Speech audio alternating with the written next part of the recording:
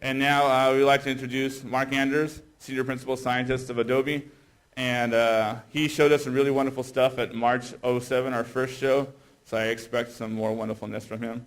And did we get enough pictures? I took one of everybody. All right, so we're good. You can keep the glasses on. No need to take them off. They're very stylish. You all look very great. Yeah, thank you very much.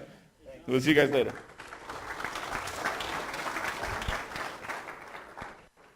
Thank you very much.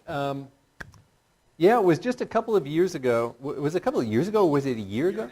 A year and a half ago that I gave the keynote at the first Flex 360, and it's amazing to see how it's grown.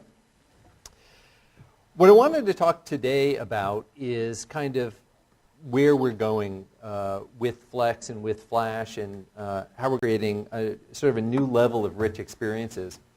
But in order to really understand where we're going, it's good to sort of review where we've been. And if you think about Flex, it really goes back to Flash Player 7.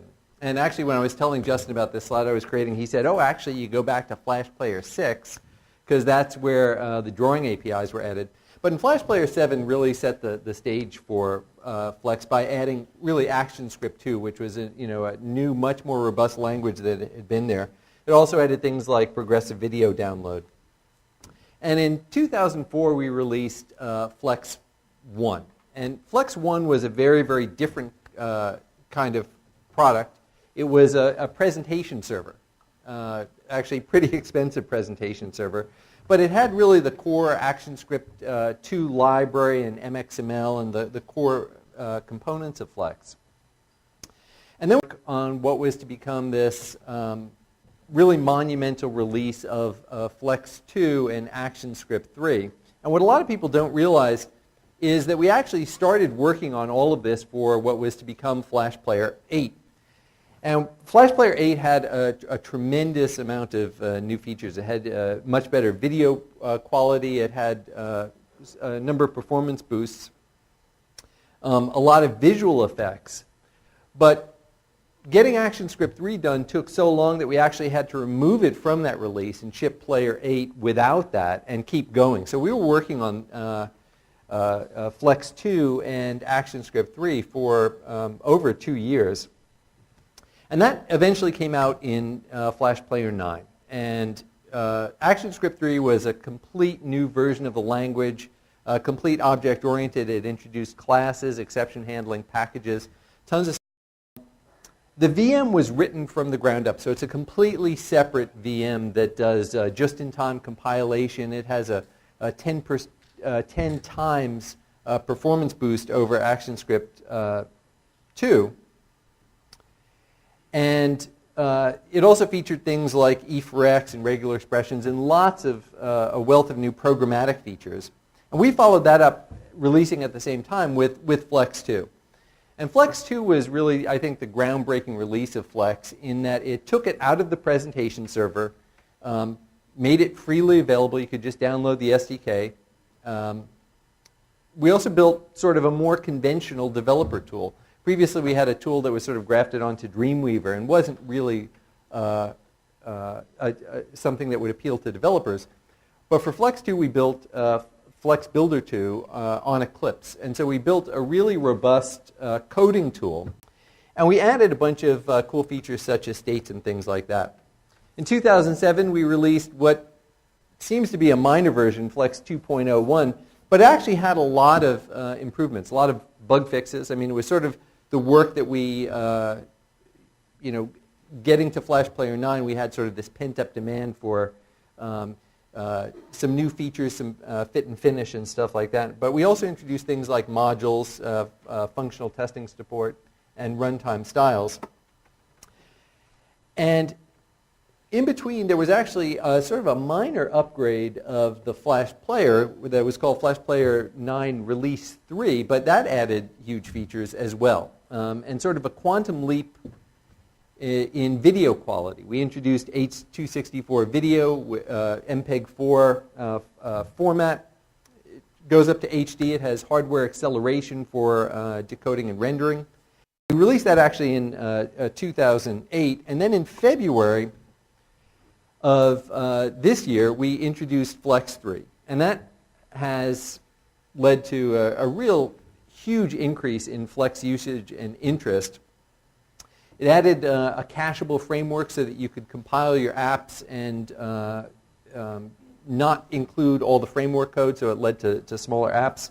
We introduced a profiler with Flex Builder, and a number of new features such as an advanced data grid and runtime localization. Of course, probably the biggest feature of Flex 3 was that it supported building applications for Adobe Air. And how many people have not heard of Air? Okay, not a single person, which is good. But Air's been a really big initiative for us in that it really continues the progression that we started with rich internet applications, of bringing back a lot of the stuff that was good about desktop apps while trying to keep the goodness of web apps. And I'd like to show you an app. I'm not sure if you've seen this one before, but it's an app that we use every day at Adobe, and it's called the Adobe Directory.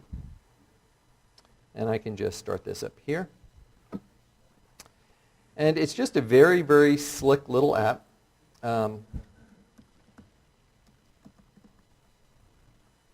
can, for example, look myself up if I wanted to see where I sit. We can do that.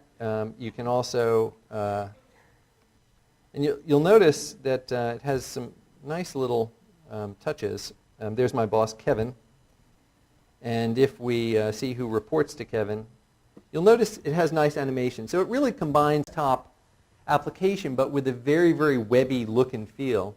And this has been a great app at Adobe. It's a small one, but pretty much everybody uses it every day when you're trying to figure out who you're talking to or something like that.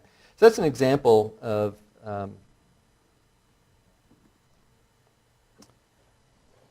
really compelling Air app. The other piece of big news that we had with Flex 3 was the fact that we're going open source. We had announced this, I think, 9 months previously, but it took a while to get everything in place. But with Flex 3, we actually released it as open source. We had previously had a public bug base. And since that time, we've racked up a number of statistics. We have published one major white paper. So who wrote that white paper, Matt? Oh, Deepa, why don't you take it? Deepa's, I think, going to play a bigger role in this, this conference. We've also posted 15 specs, which is pretty good. We've had 34 patches submitted. We've signed up a total of 40 contributors, people who can check into the source code base. And we've had 2,454 people submitting bugs. We've had 10,000 visitors to the Gumbo download page. Gumbo is the code name for the next major version of Flex that we are working on, and then I'm going to be showing you in a little bit. We've had 18,000 visitors to the Gumbo download page, or to the main download page. And we're currently doing about 35,000 unique visitors a month. And it's been up since February, so really pleased with the project, with the progress that we've made. We're really happy with the contributions we've gotten, and we see it as a really great way of interacting with the community and having all of you help us improve Flex and make it better for the types of things that you're doing. So with that, that's where we've been. But we're not standing still. We're embarking on really what I think is a huge quantum leap in the level of expressiveness that you're going to have in the Flash player. And we're doing a tremendous amount of work with Flex to turn it into something which is much broader than it is today and open up to a wide range of new users. So with that, I'd like to invite Justin Everett Church up, Senior Product Manager of the Flash Player. And he is going to take you through some of the great new features that we have for Flash Player 10. And we're going to have to just